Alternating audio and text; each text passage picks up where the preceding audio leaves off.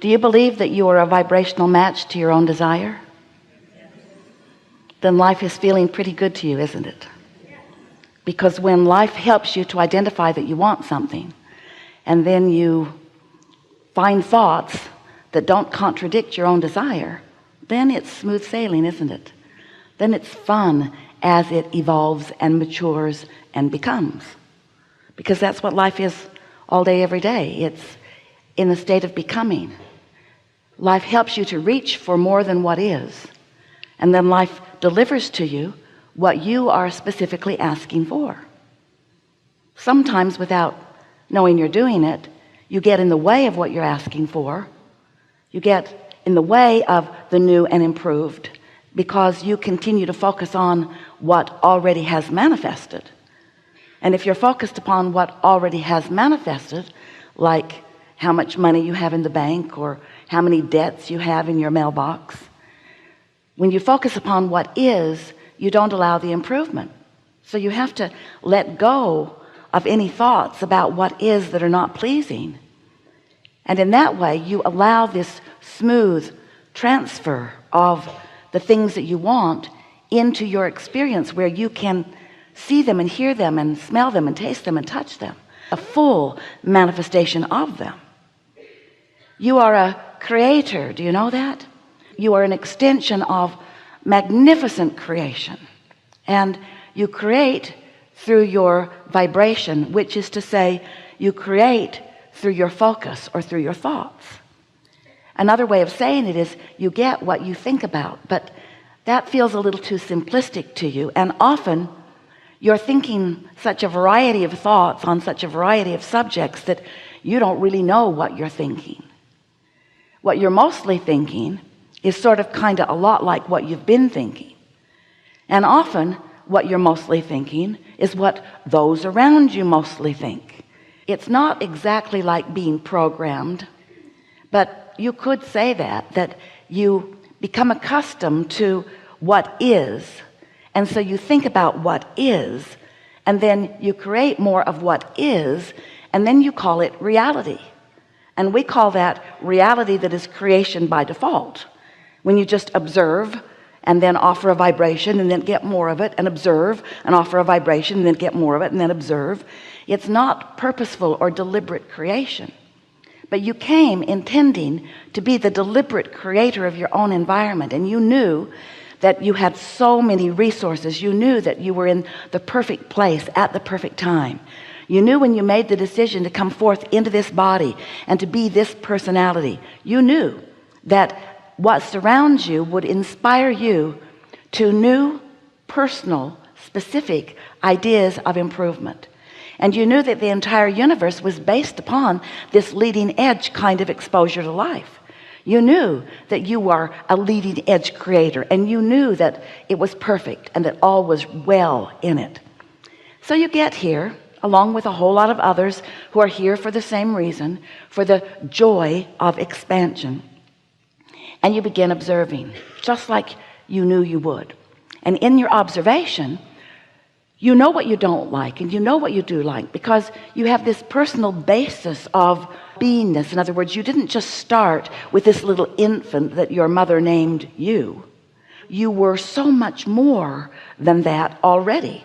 You are an ongoing consciousness, a consciousness that lives from lifetime to lifetime, a consciousness who has been in the state of becoming more and more and more and more wonderful, more and more blessed, more and more knowing, more and more sure-footed, more and more clarity. And so here you came splat into this experience, surrounded by other humans, many of whom had been here for a while, who had forgotten the freshness and newness and clarity and love of source energy. And so you were exposed to them just as you knew you would be, and you saw and experienced things that felt good and things that didn't feel good. In other words, right away your guidance system was working. Right away you could feel the goodness and the not so goodness. You could feel the clarity of your inner being, while those around you usually were not talking so much about it, because they for the most part had already sort of moved past that intuitive spiritual, conscious love connection. So many of those around you had already began to compare people to people, putting them in piles of right and wrong and good and bad. And so you were, without wanting to be, and without those who loved you around you wanting to dissuade you, you were guided little by little away from your own guidance system. You gave up pretty early in your life your desire to think thoughts that felt good to you and to know the rightness of those thoughts. And you began to be swayed or persuaded by the crowd, who was often more railing against what was not wanted than tuning to what is wanted. But it was all working well for you. It has been. So you knew what you didn't want, and you knew what you did want, and without knowing it, you were launching these clear rockets of desires about what you do want. You were carving from the framework of your own life a new and improved life experience. You just couldn't help it. When someone was rude, you know you wanted more consideration, and when you were rude, you knew you wanted to give more consideration. When you were sick, you wanted wellness, and when you had not enough of something, you knew you wanted more of it. In other words, this natural utilization of the environment around you caused you to right away add to the continuing of the vibrational reality that you have been in the process of creating from the beginning of your existence, which is longer than we can go back and find the beginning of. So the way we're explaining that to you is that you were offering these vibrations, sometimes without knowing it, sometimes knowing it. I want a nicer world, you said, or I want more money, or I want more freedom, or I want more respect, or I want more agility. I want more, I want more, I want more. I want it to be different than it is. I want more, which is the most natural thing that you as a creator would be shouting for. More wonderful exposure to life and more evidence of the vibration of your focus. I want more. So you began creating a vibrational reality. This vibrational reality is so real and yet vibrational. So real, but because it's vibrational, everything is, but because it's vibrational, you can't yet see it or hear it or smell it or taste it or touch it. And so you have to have faith in its existence, which isn't easy to have if you've been relying on what you see and hear and smell and taste and touch. In other words, most humans want to call reality what has already manifested. And we get why you would do that, but the disadvantage to you about that is if you are relying only upon what you have allowed to turn from vibration into things so that you and others can see it, if you are only focusing on what is, then you cannot easily, or maybe not even at all, allow the improvement that you seek. Most humans, dear hearts that you are, most of you offer most of your vibration in response to what you are observing, which means observing with your physical senses.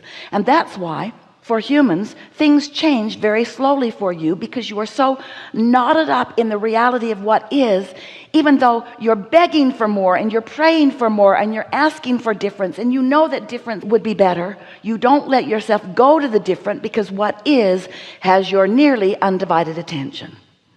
And that's what we want to talk to you about. You can't let what is occupy so much of your thought and have change occur. You have to be able to think outside of what is.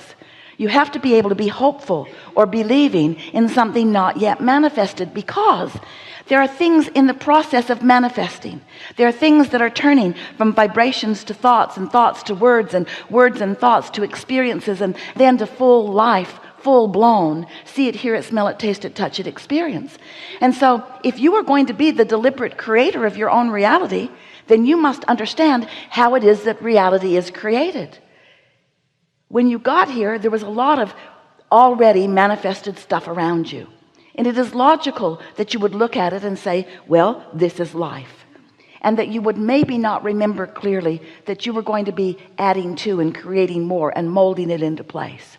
But we want you to hear from us, and maybe to spark your memory in the knowledge that you came to let what is be the bouncing off place for more, and that it is such a wonderful thing when the contrast of your life experience causes you to know that you prefer something beyond what is, and further, to actually consciously know that once you have launched the rocket of desire, that the entire universe will work in concert to help you in the manifestation of it, and nothing less than that will do for you. There is no satisfaction in just coming forth and regurgitating what's already there. You get bored so fast and really sort of petty about the bad job they've been doing. But when you realize that you are the agents of change, that you are the ones who get to focus and identify and know what improvement can be, and then you use the power of your focus, not dissuaded by what is, not tempted by looking at what's easier to see. Oh, it is so much easier just to look at what is already manifested, isn't it? It's so much easier to see it and praise it or criticize it. It's so much easier just to look at what is and weigh in with all of the other statisticians on the goodness and the badness and the rightness and the wrongness of it. That's really easy to do, but not satisfying. But if you get to look at it, and out of it you get to identify the improvement that you can see, and then you can find ways of focusing on the improvement even though it hasn't manifested, but you know you're zeroing in on it because of the way you feel, because of the satisfaction that you are feeling in your focus. Then you get to be one who consciously observes what's in this vibrational reality, this reality that is so real. We've given it a name. We called it a vortex. We wrote 2 books about it because we want you to accept the reality of this vibrational reality. If you can accept that you have created a vibrational reality and that you can fixate on the vibration of what's in it, then you get to be one who witnesses the evolution of these vibrations to thoughts, and these thoughts to words, and these thoughts and words to things. You get to witness the becoming of creation, which is what you came to do. Not one of you said, oh, I'll go forth and I'll just watch them do it, and then I'll make a list of how well they're doing.